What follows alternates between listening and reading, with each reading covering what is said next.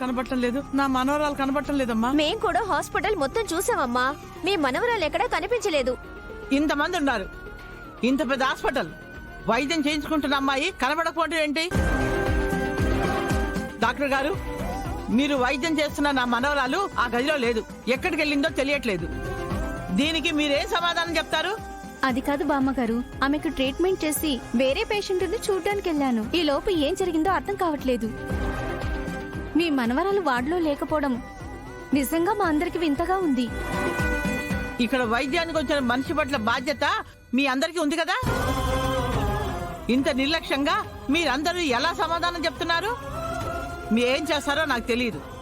నాకు నా మనవరాలు ఇక్కడ ఉండాలి అంతే, లేకపోతే ఒక్కొక్కరి చెవడాలు ఊడదీస్తాను. ఏమనుకుంటున్నారు?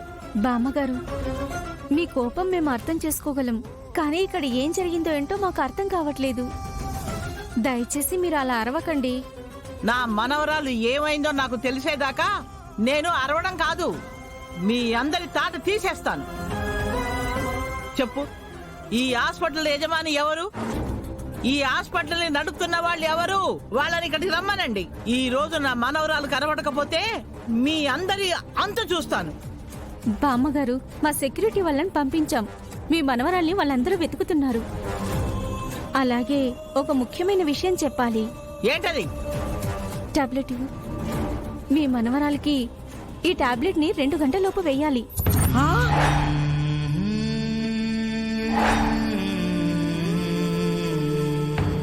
లేకపోతే కడుపులో ఉన్న బిడ్డకి చాలా ప్రమాదం. ఆ? ఓసి నీ దుంపదేగా, ఇప్పుడు చెప్తున్నావేంటి ఈ విషయం? ఇప్పుడు నా మనవరాలు ఎక్కడుందో ఏంటో, దానికి 2 గంటల్లో మందు వేయాలంట, లేకపోతే దాని బిడ్డకు ప్రమాదం అని చెప్తున్నారు. ఇప్పుడు నేనేం చేయాలరా దేవుడా? ఎక్కడికి వెళ్ళాలరా దేవుడా? నా మనవరాలి కడుపులో ఉన్న బిడ్డని ఎలా కాపాడుకోవాలి? ఇదిగో చూడండి, నా మనవరాలు కానీ దాని కడుపులో ఉన్న బిడ్డ కానీ ఏదైనా కావాలి, అప్పుడు చెప్తాను మీ సంగతి.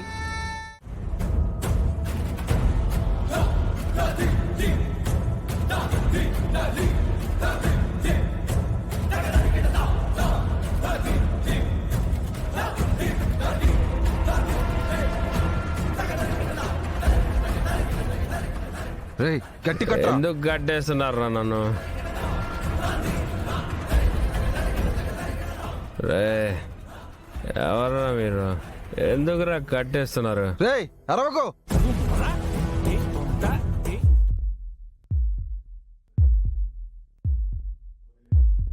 రే, ఎక్కడికి తీసుకొచ్చారా?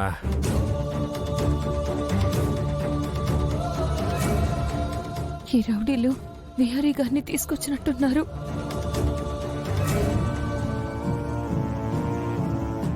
రే, నన్ను వదలండి రా, మిమ్మల్ని చంపేస్తాను. విహారీ గారిని కిడ్నాప్ చేసి తీసుకొచ్చారు. అసలు ఆయన్ని వీళ్ళు ఎందుకు తీసుకొచ్చారు? అసలు ఎవరి కుట్రంతా చేస్తుంది? నిన్నిప్పుడే వదలం, నీతో మాకు చాలా పని ఉంది. పదరా వెళ్దాం.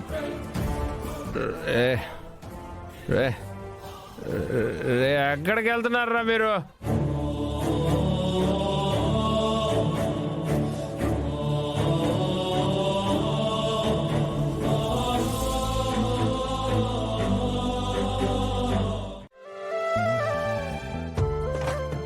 నీలో ముఖ్యంగా ఉండాల్సింది ఒకే ఒక క్వాలిటీ, అది స్వార్థం. ఆ స్వార్థమే నా భార్యలో లేక నన్ను ఇలా గాలి వదిలేసి వెళ్ళిపోయింది. నువ్వు మాత్రం దానిలా ఉండదు సిరి. ఇప్పటి నుంచే, ఈ క్షణం నుంచే నువ్వు స్వార్థంగా మారిపో. నీ భర్త నిన్ను వదిలేసిన నువ్వు అతన్ని వెతుక్కుంటూ వెళ్ళి, నువ్వు నా భర్తవి, నేను నీ భార్యని, ఈ జన్మకి ఇంతే. నువ్వు నాకు కావాలని నీ ప్రేమను అతనికి ఓపెన్గా చెప్పు. అతను కూడా నిన్ను అర్థం చేసుకుంటాడు నీ ప్రేమను కూడా స్వీకరిస్తాడు.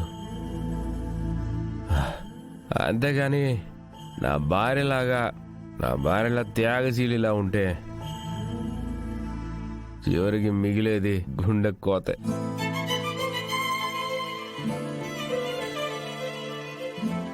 మీ మాటలు వింటుంటే మీరు చాలా ఎక్కువగా డ్రింక్ చేసినట్టు అనిపిస్తుంది.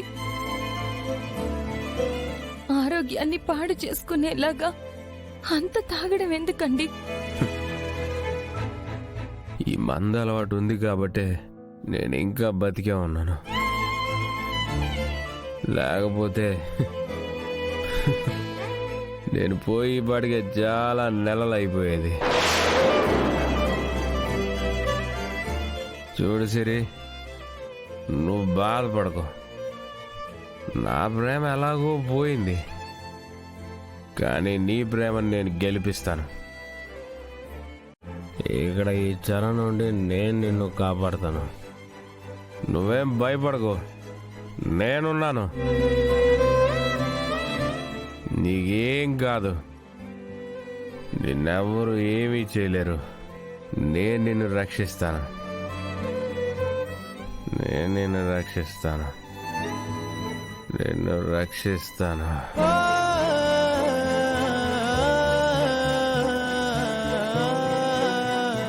ఏమండి, ఏమైందండి? మిమ్మల్ని ఏమైందండి?